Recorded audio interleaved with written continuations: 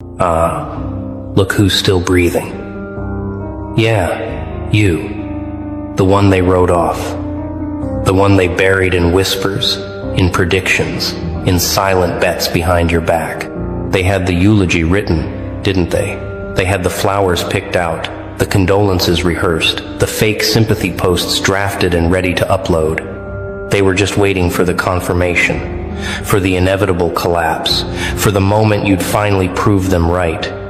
But here you are, still standing, still moving, still alive, when every single variable, every calculated probability, every rigged circumstance pointed to your destruction. And now they're staring at you like you're some kind of glitch in reality, some impossible equation that broke their entire understanding of how the world works.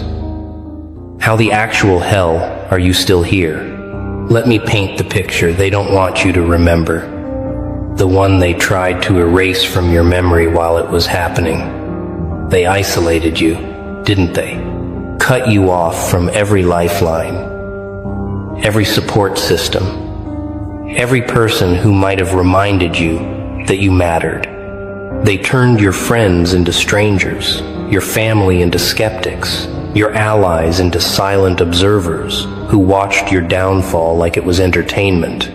And when you reached out, when you were drowning and gasping for air, they handed you stones instead of ropes. They smiled while doing it too, wished you well, said they'd pray for you, told you everything happens for a reason, and then walked away laughing because they knew the reason was your destruction. This wasn't random chaos. This wasn't bad luck. This was orchestrated. This was designed. This was a full-scale operation to ensure you didn't make it out alive. And the beautiful twisted part? They made it look natural. They made it seem like you were just unlucky, just cursed, just not strong enough to handle what life threw at you. But you knew, didn't you? Even in your darkest moments, even when you questioned your own sanity, even when you thought maybe you deserved it, some part of you knew this was bigger than coincidence. This was sabotage, dressed up as circumstance, assassination disguised as misfortune, a hit job with no fingerprints. They poisoned your opportunities, leaked your secrets, rewrote your story while you were still living it, turned your name into a warning label, and watched as every door you approached slammed shut before you could even knock. The game was rigged from the start, and they made sure you knew it, made sure you felt it, made sure every breath you took reminded you that you were supposed to suffocate. But here's where their plan fell apart. Here's where their perfect murder mystery turned into their worst nightmare. They forgot to account for one tiny detail, one miscalculation that shattered their entire strategy. They forgot that some people don't die the way they're supposed to. They forgot that survival isn't always logical, that resurrection isn't always metaphorical, that some souls refuse to stop beating even when the body should have quit. You weren't supposed to adapt, but you did. You weren't supposed to find strength in the void, but you did. You weren't supposed to turn their poison into fuel, their attacks into armor, their hatred into a reason to prove every single one of them wrong. They built the perfect trap. And somehow, you didn't just escape. You evolved inside it. You became something they never planned for. Something their calculations couldn't predict. Something that shouldn't exist according to every law they thought governed reality. So now they're looking at you like you're a ghost, like you're a resurrection they can't explain, like you're living proof that their power isn't absolute. And that's what's killing them, isn't it? Not that you survived, but how you survived. Not that you're still here, but what you became while you were supposed to be dying. Because if you can make it through what they designed to annihilate you, if you can crawl out of a grave they dug with their own hands, if you can smile with dirt still under your nails and blood still fresh on your tongue, then what does that say about them? What does that say about their control, their influence, their carefully constructed illusion of power? It says they're not as untouchable as they thought. It says their system has cracks. It says there are forces in this universe they can't manipulate, can't corrupt, can't kill. And you beautiful, impossible anomaly, you're the living, breathing proof. Let's talk about what they threw at you. Because we need to acknowledge the full scope of this nightmare. They didn't just attack you. They attacked your mind, your reputation, your future, your past, your sense of self. Every foundation you built your identity on. They spread lies that sounded just believable enough to stick. Rumors that followed you like a shadow. Stories that rewrote your history before you could defend it. They took your words and twisted them. Took your kindness and called it manipulation. Took your silence and called it guilt. Took your defense and called it desperation. Every move you made was used against you. Every breath was evidence of something sinister. Every attempt to clear your name just dug the hole deeper. They had you in a psychological chokehold, and the more you struggled, the tighter it got. And when character assassination wasn't enough, they went after your resources, your stability, your ability to function in this world. They blocked opportunities that had your name on them, closed doors that should have opened, made sure that everyone who could help you suddenly had a reason not to. They sabotaged your income, your connections, your reputation in rooms you never entered, conversations you never heard, decisions made about your life without your presence or permission. They created a reality where your failure was inevitable, where your collapse was just a matter of time, where everyone was just waiting for the final act of your tragedy. And the cruelest part? They made you think it was your fault. They made you believe you deserved it, that you brought it on yourself, that if you were just better, smarter, quieter, more obedient, maybe you'd be allowed to exist without constant assault. But the psychological warfare that was the real murder weapon, wasn't it? The gaslighting that made you question your own memories, your own experiences, your own reality. The isolation that convinced you that you were the problem, that everyone else saw something in you that you couldn't see, that maybe you were the villain in a story you thought you were the victim of. They played with your mind like it was a toy, twisted your thoughts until you couldn't trust yourself, made you second-guess every instinct, every decision, every moment of clarity. They wanted you paranoid, broken, convinced that you were losing your mind, that your perception was faulty, that your truth was a delusion. And for a while, it worked, didn't it? For a while, you couldn't tell what was real, what was manipulation, what was your intuition, and what was their programming. And just when you thought it couldn't get worse, just when you thought you'd hit the bottom, they opened a trapdoor beneath that bottom and sent you falling further. They took the people you loved and turned them into weapons, used your own heart against you, made intimacy a battlefield and trust a death sentence. They knew where you were vulnerable, where you were soft, where one well-placed betrayal could do more damage than 1,000 public attacks.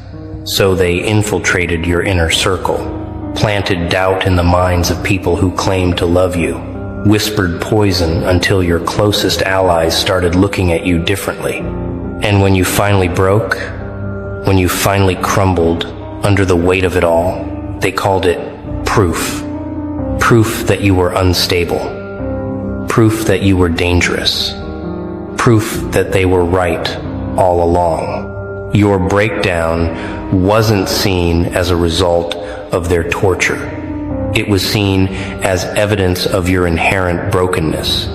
So let me ask you again, Knowing all of this, understanding the full scope of what they put you through, the multi-layered systematic destruction of everything you were, how the hell are you still here? How did you survive something designed by people who studied you, who knew your weaknesses, who had resources and time and numbers on their side? How did you make it through nights where death seemed like relief, where giving up felt like the only logical choice, where every reason to keep fighting had been stripped away? I'll tell you how, because they're still trying to figure it out, and you deserve to hear the truth. You survived because somewhere deep in your core, beneath all the programming, beneath all the damage, beneath all the lies they tried to make you believe, there was something unbreakable. Not unharmed, not undamaged, but unbreakable. You survived because you stopped trying to make sense of their madness and started trusting your own instincts again. You survived because you realized that their version of reality was a prison, and you could either die in it or destroy it. You survived because you found something they didn't account for, something they couldn't measure or predict or control. Maybe it was rage, pure, concentrated fury at the injustice of it all. Maybe it was spite, the stubborn refusal to give them the satisfaction of your demise. Maybe it was love for yourself, for the future you hadn't met yet, for the possibility that there was something better waiting on the other side of this hell. Or maybe it was something else entirely, something you can't name, something primal and ancient and unstoppable. Whatever it was, it kept your heart beating when it should have stopped, kept your mind sharp when it should have shattered, kept your body moving when it should have collapsed. And now here's where the story gets interesting. Because survival was just phase 1. Phase 2 is what's happening right now. The part they absolutely did not prepare for. You didn't just survive. You evolved. You didn't just make it out alive. You came back different, stronger, colder, sharper, more aware, more dangerous, more free. You're not the person they tried to kill anymore. You're what emerged from that attempted murder. You're the phoenix that rose from ashes they thought were safely scattered, and that is what's breaking their minds right now. They can handle you being alive, barely. But they can't handle you being better. They can't handle you thriving where you should be traumatized, leading where you should be broken, smiling where you should be crying, winning where you should be begging for mercy. You see, they expected post-traumatic stress, and instead, you developed post-traumatic growth.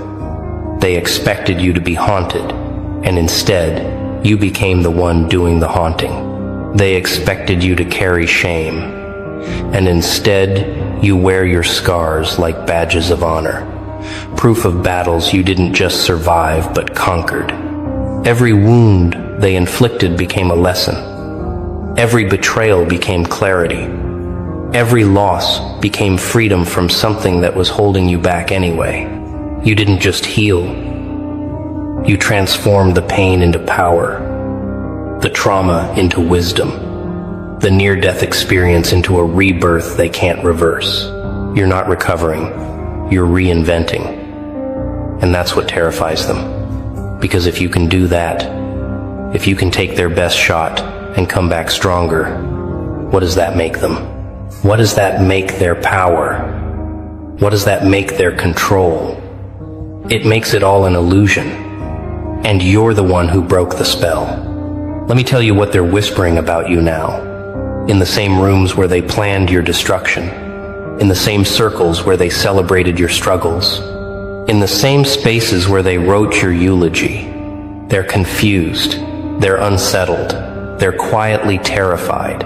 They ask each other how you're doing it. What you know that they don't. What kind of deal you made. What kind of protection you have. Because in their minds, your survival has to be explained by external forces. They can't accept that you're just that resilient, that strong, that capable of outsmarting their system. So they create theories. They build narratives. They convince themselves that you must have help, must have secrets, must have some advantage they don't know about. And in a way, they're right. You do have an advantage, but it's not what they think. Your advantage is that you stopped playing their game. You stopped measuring your worth by their standards. Stopped seeking approval from people who wanted you dead. Stopped believing that their reality was the only reality. And the beautiful irony, the thing that almost killed you is the thing that made you untouchable. The isolation taught you self-reliance. The betrayal taught you discernment. The attacks taught you defense. The lies taught you truth. The darkness taught you to generate your own light. Every weapon they used against you became a tool in your arsenal. Every trap they set became a lesson in navigation. Every attempt to break you became proof of what you could endure and still keep moving forward. They inadvertently trained you to survive anything, to adapt to any environment, to thrive in conditions that would destroy weaker souls. They made you into the exact thing they feared most. A person who can't be controlled, can't be manipulated, can't be destroyed by the normal methods, because you've already been through worse and came out alive. So now they're stuck, trapped in a reality they created but can't control. They can't acknowledge that they tried to destroy you, because that would require admitting their own malice, their own weakness, their own evil. But they also can't ignore your existence. Can't pretend you're not here. Can't unsee what you've become. So they do what cowards always do when their plans fail. They revise history, they rewrite the narrative. They pretend they always supported you, always believed in you, always knew you'd make it. They show up now with fake smiles and forced congratulations, trying to attach themselves to your success, trying to claim some credit for your survival, trying to reposition themselves as allies instead of assassins. And you see right through it, don't you? Because when you've been to hell and back, you develop a sixth sense for detecting demons in disguise. But here's the question that's really haunting them. The one they can't ask out loud but keeps them up at night. If you survive this, what else can you survive?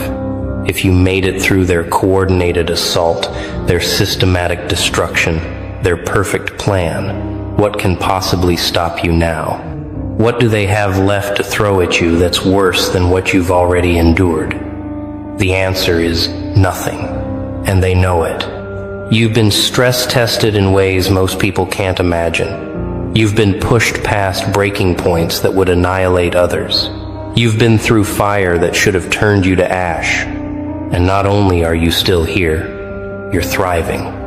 That makes you unpredictable, uncontrollable, and most terrifying of all, unstoppable. You're no longer playing defense. You're no longer just trying to survive. You're building, creating, expanding, moving forward with a momentum that can't be slowed by people who already used their best ammunition and missed.